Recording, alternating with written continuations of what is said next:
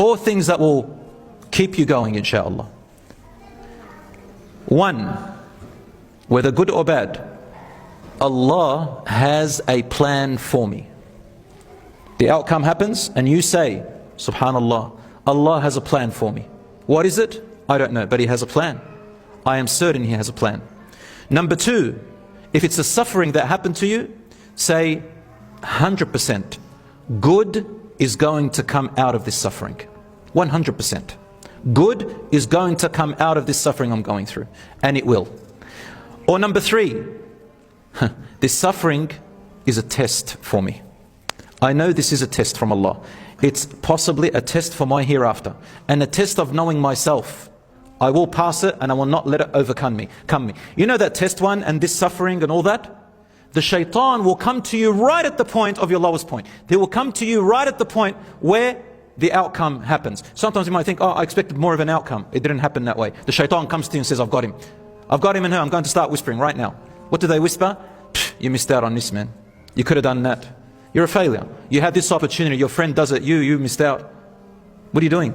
You're a failure. I told you you're a failure. You would have been whispering like that. Or if you failed, says, I told you you're not good. You sat there relying on Allah, making all your dua and everything, and you did everything that it needs and you still failed. You're a loser. Why do you even rely on God? There's no such thing as God. The shaitan will get you right there, brothers and sisters, right there. Sometimes the shaitan will come to you and say, pray more, pray more. Pray more, pray more, pray more, pray more. As soon as you think you failed in something, he'll say, see, I told you. You prayed all those prayers, all these sheikhs are telling you something, you failed still. Leave prayer. Right there is where the shaitan uses vulnerability. But guess what, brothers and sisters? The shaitan has no power over you. The Quran says this, that on the Day of Judgment, Allah subhanahu wa ta'ala says, قَالَ قَرِينُهُ رَبَّنَا مَا أَطْغَيْتُهُ وَلَكِنْ كَانَ فِي ضَلَالٍ بَعِيدٍ.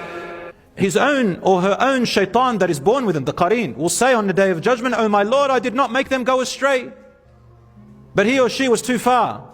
They already thought bad about themselves. They were too far away. They were diving way far away. I just whispered and they listened. In another verse, the shaitan says, Iblis himself stands in hellfire and makes a khutbah, a sermon, and says to everybody in hellfire, hey everyone, let's make a deal right now. I know you're all going to blame me. Let's just agree. I don't blame you. You don't blame me. Every man to himself. I just called you and you listened. So don't hold anything against me, man. I had no power over you. Wallahi, the shaitan will say that.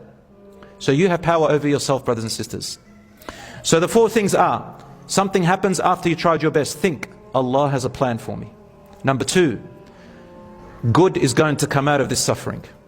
Number 3, this is also a test for my hereafter. I will pass. Number 4, it is a learning opportunity from the mistakes and decisions that I made. Is that a bad thing? Is it a bad thing that if you learn from your bad decisions? Is that a bad thing or a good thing? Can you imagine everybody making perfect decisions? Is that possible? That's impossible. You're not meant to. So Allah subhanahu wa ta'ala makes us deliberately fail. Why? So we can learn.